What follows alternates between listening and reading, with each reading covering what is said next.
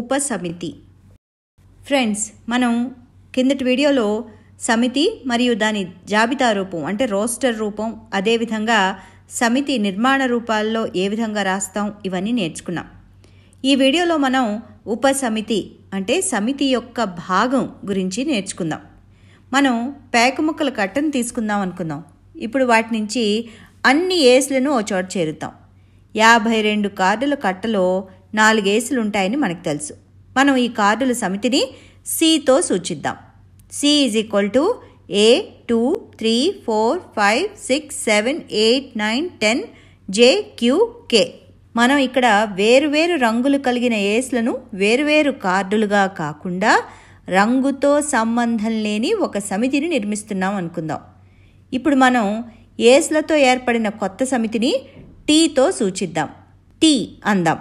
కాబట్టి ఏస్ల సమితి అంటే ఏ మూలకాలను కలిగిన సమితి టీ. సమితి టీ సమితి సికి ఉపసమితి లేదా సమితి సిలో ఒక భాగం అని మనం చెప్పచ్చు. కారణం ఏమిటి? సమితి టీలోని అన్ని మూలకాలు సమితి సిలో ఉన్నాయి మరియు సమితి సి మరికొన్ని మూలకాలను కూడా కలిగి ఉంది. కాబట్టి సమితి టీ సమితి సికి ఉపసమితి అవుతుంది. ఇప్పుడు పై విషయాల్ని మనం సామాన్యీకరిస్తే సమితి బిలోని అన్ని మూలకాలు సమితి ఏలో ఉంటే అప్పుడు సమితి బిని సమితి ఏకు ఉపసమితి అని అంటారు. దీన్ని మనం బి సబ్సెట్ ఆఫ్ ఏ అని రాస్తాం. ఈ పటాన్ని చూడండి. పెద్ద నీలం వృత్తం సమితి ఏలోని అన్ని మూలకాలని అంటే ఎర్ర వృత్తం సూచించే సమితి బిలోని మూలకాలన్నిటినీ కలిపి సూచిస్తుంది. కాబట్టి బి అనేది ఏలో భాగం, కానీ ఏలోని ప్రతి దానిని బి కలిగి ఉంటుంది అని అర్థం కాదు. అంటే ఏలోని కొన్ని లేదా అన్ని మూలకాలను బిని ఏర్పరచడానికి మనం తీసుకోవచ్చు. ఈ పటాన్ని చూడండి. ఇక్కడ ఏలోని కొన్ని మూలకాలను మాత్రమే బి కలిగి ఉంది. ఎలా అంటే సమితి సి నుంచి సమితి టీని ఏర్పరచడానికి మనం ఏస్లను మాత్రమే తీసుకున్నట్టుగా.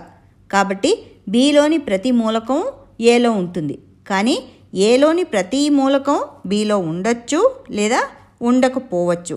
మరో ఉదాహరణ తీసుకుందాం. మన దగ్గర 2 సమితులు ఉన్నాయనుకుందాం.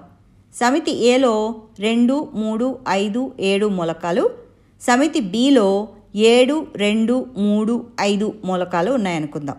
వీటిలో ఏది ఉపసమితి? మీరు జాగ్రత్తగా గమనిస్తే 2 సమితులు ఒకే మూలకాలను కలిగి ఉన్నాయి, కాకపోతే క్రమం మారింది మరియు సమితులలో మూలకాల క్రమంతో పని లేదు. కాబట్టి ఏ మరియు బి సమితులు సమసమితులు అనగా ఏ = బి. సమితి బిలోని అన్ని మూలకాలు సమితి ఏలో ఉంటే బిను ఏ యొక్క ఉపసమితి అంటాం. మరి పై ఉదాహరణలో విపర్యయం కూడా సత్యమే. కారణం ఏలోని అన్ని మూలకాలు బిలో ఉన్నాయి, కాబట్టి ఏ మరియు బి 2 సమితులు సమానము. ఏ మరియు బిలు సమానమైనప్పుడే బిలోని అన్ని మూలకాలు ఏలోను మరియు ఏలోని అన్ని మూలకాలు బిలోను కూడా ఉంటాయి. ఉపసమితికి సంబంధించిన మరిన్ని విషయాల్ని మనం తర్వాత పాఠంలో నేర్చుకుందాం. అప్పటి వరకు సెలవు మరి.